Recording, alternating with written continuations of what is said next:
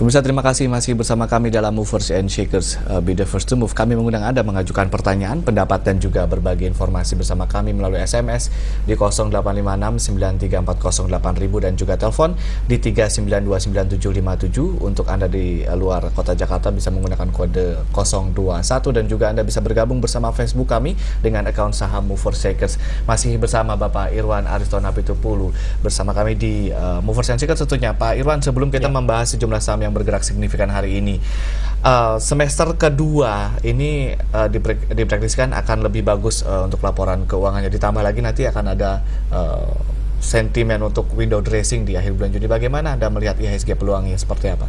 Ya, kalau untuk yang quarter 2 ya maksudnya ya tadi ya. Jadi quarter 2 kan ditutup dengan 30 Juni hari ini. Kemungkinan juga ada yang mengatakan window dressing supaya kelihatan cantik lah, katakan itu ya perusahaan fund manager, manajer investasi ya.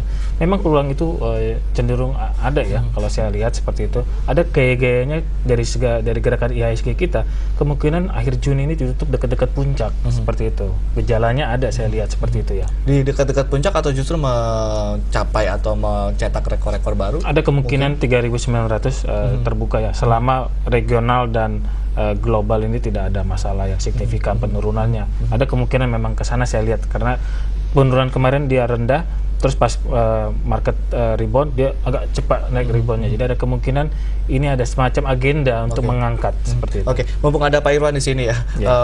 Untuk mendekati bulan puasa dan Lebaran biasanya ada sedikit penurunan. Berapa persen biasanya untuk penurunannya biar kita bisa membandingkan dengan tahun-tahun sebelumnya? Ya, asumsi katakanlah market tidak ada yang bermasalah di luar ya. Cenderungannya biasanya kalau menjelang puasa cenderung sepi. Ya. Libur puasa sepi dan libur lebaran cukup panjang ya, 2 minggu, itu juga cenderung market jadi sepi. Nah, kalau marketnya katakan global regionalnya bearish, ada kemungkinan profit taking terjadi di sana. Tapi kalau lagi marketnya bullish, ada cenderungan mereka sideways kondisi IHSG-nya. Oke, seperti yang terjadi di tahun lalu.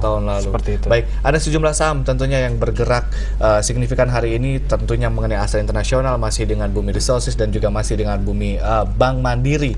Astra International naik 1,5%. Bagaimana Pak?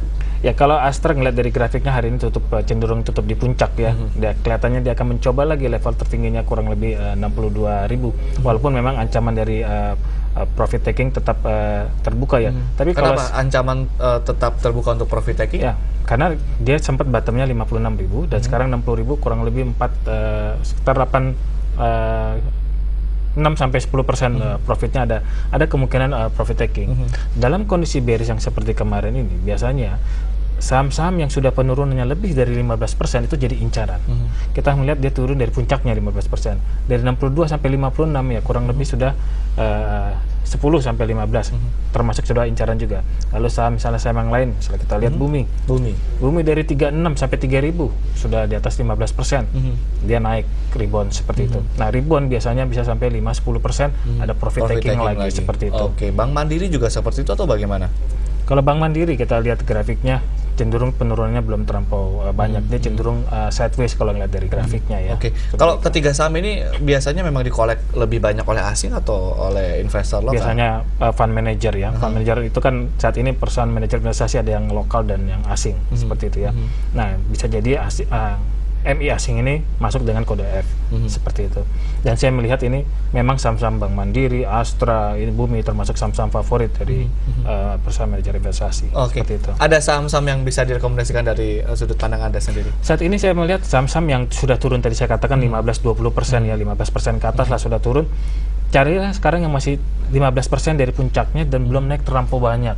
Nah, itu mungkin ada peluang karena beberapa saham kan 2 hari ini sudah naik cukup lumayan ya. Kalau mau menunggu dengan sabar yang katakan ini masih naik, tentu yang tadi terlambat naik akan menyusul berikutnya. Tidak ada kemudian ulasan per sektoral begitu dari Anda, sektor apa yang kemudian menarik di bulan Juli mumpung masih di sini, karena nanti 2 minggu ke depan bulan Juli sudah bulan Juli seperti itu. Nah, saya melihat katakanlah Timah ya, kalau kita lihat Timah saat ini.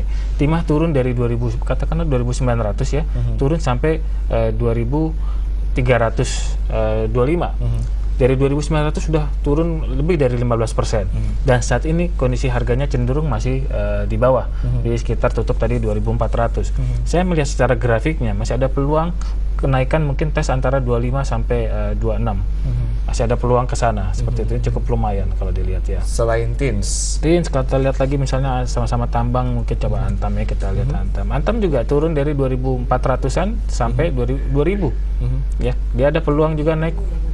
Dugaan saya kurang lebih secara grafik bisa sampai kita 2.200 seperti itu. Oke, peluangnya begitu ya, ada Teens dan juga Antam. Apa bisa kita generalisasikan bahwa saham-saham yang berpeluang ke depannya adalah saham-saham pertambangan atau bagaimana? Tidak juga, ini kebetulan aja kita masih ngomong yang pertambangan ya. Saham-saham yang lainnya mungkin bisa kita lihat juga. Kalau kita lihat Indofood sebenarnya oke, tapi dia sudah naik gitu. Oke. Ya, jadi sini sebenarnya saham-saham Indofood, Jasa Marga ini termasuk saham-saham yang bisa dibilang anti krisis ya, karena dalam kondisi apapun krisis atau tidak krisis kan orang tetap makan mie instannya seperti itu. Consumer good lah ya. Consumer good. Jasa Marga, krisis tidak krisis orang lewat jalan tol seperti itu. Kita lihat juga Jasa Marga sebenarnya secara grafik juga cenderung dia malah sideways break resistennya ada cenderung bullish seperti itu. Oke, baik Pak Irwan, ada Teens, ada Antam, Indofood dan juga JSMR yang Jasa kemudian Marga Anda rekomendasikan begitu ya. Nanti kita akan membahas juga pertanyaan dari pemirsa dan juga kita akan membahas telepon yang masuk setelah jeda yang satu ini, dan pemirsa jangan kemana-mana, tetap di Movers and Shakers.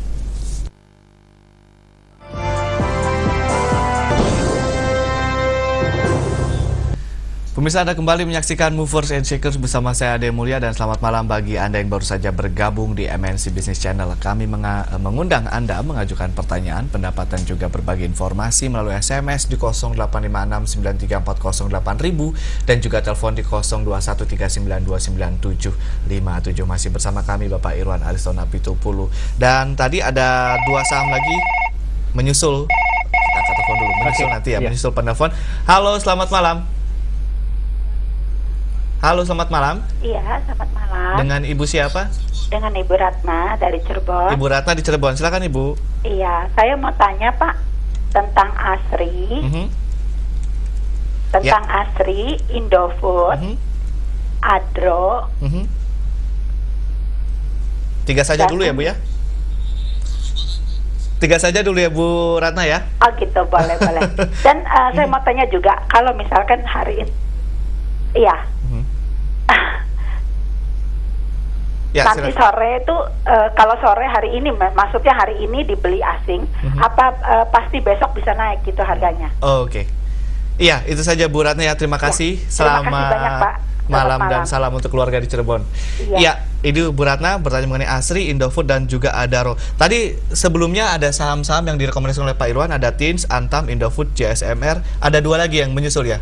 Gudang Garam dan JPFA. JPFA terkait dengan dividennya ya, cukup besar seperti itu. Jadi kalau kita lihat grafiknya itu juga dia cenderung oke ya, cenderung terus naik walaupun sudah cukup lumayan, tapi dia bikin tangga seperti itu. Jadi kalau bikin tangga ikutin aja terus, karena dia kebetulan memang ada kondisi yang dividen ya, masalah corporate action. Itu JPFA dan Gudang Garam yang direkomendasikan oleh Pak Irwan. Kembali ke pertanyaannya Ibu Ratna di Cirebon mengenai ASRI, Indofood dan juga Adaro.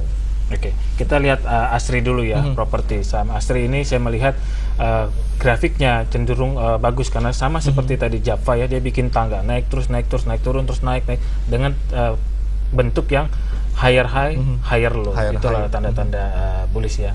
Jadi ASRI memang ada peluang lagi untuk mencoba level sekitar 330 sampai 340 seperti itu ya. Saat ini di harga 325. Oke. Jadi kedepannya mungkin ada peluang untuk mengalami kenaikan lagi ya? Ada. Kalau kondisi bullish seperti ini memang dia sistemnya buy and hold ya, dengan tetap ada trailing stop ataupun stop limit ya. Oke. Tetap pasang seperti itu. Kalau Indofood tadi sudah dijelaskan, mungkin bisa diperjelas lagi kedepannya seperti apa Pak? Ya, kalau Indofood ada peluangnya dalam waktu-waktu mendatang dengan kondisi yang kemarin dia bearish, turunnya terbatas. Dia hanya sampai kurang lebih 5.200 ya supportnya. Dan hari ini, 2 hari ini dia cenderung cukup 3 hari ini cenderung naik dan udah mendekati puncaknya. Jadi saya melihat ada kemungkinan kalau memang dalam hari-hari mendatang kita terus ke atas, dia akan menemukan high yang baru.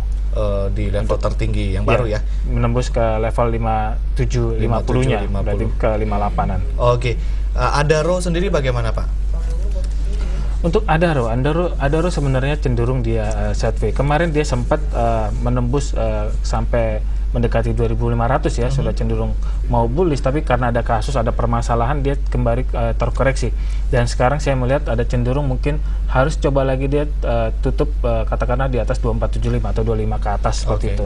Sebelum itu masih sideways. Oke, pertanyaan yang masih dari Bu Ratna, apakah kalau hari ini asing membeli sebuah saham, aksi borong dari asing, apakah besoknya akan kemudian naik atau? Nah, ini pertanyaannya menarik sekali ya, bagus sekali ditanyakan seperti itu. Sebenarnya saya kurang suka kalau dibilang kalau asing beli dia naik, apakah besok cenderung naik. Tapi karena semuanya banyak berpikiran sama, asing masuk, lalu semua ikut-ikutan beli, akhirnya jadi naik beneran seperti itu. Padahal sebenarnya asing atau tidak asing nggak ada masalahnya sebenarnya, karena kan ya kalau kuat beli ya naik, kalau kuat jual ya turun seperti itu. Nah, permasalahan asing dan lokal ini, jangan lupa kode F itu bisa biasa tapi asing. Katakanlah MI asing di sini, dia masuk bisa pakai asing seperti itu. Tapi kemudian orang kan berpikir kalau asing size-nya besar gitu, gimana? Ya mungkin seperti itu, tapi kan lokal juga banyak yang lebih besar sebenarnya. Cuman kurang diekspos aja. Nah, kadang-kadang market maker pakai kode-kode F supaya kelihatan mau ngangkat ya sahamnya, pakai kode F aja deh supaya sahamnya naik. Gitu juga. Itu juga sebetulnya memang bisa jadi sebuah permainan tertentu ya. Jadi memang kalau saham yang memang terjadi terjadi akumulasi beli baik itu oleh lokal, itu memang akan bullish, tapi tidak hanya terpaku oleh asing saja begitu. Betul, seperti itu. Iya. Itu tadi pertanyaan dari Ibu Ratna, dan ada pertanyaan berikutnya dari Maria Widiarti.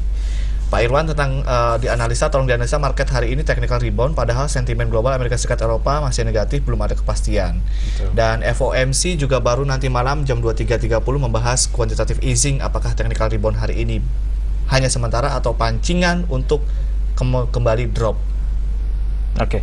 Kalau saya lihat Amerika, ya, pertanyaan yang cukup menarik sekali karena udah masuk ke makro ya, kondisinya makronya bukan kita lagi ya, Amerika seperti itu.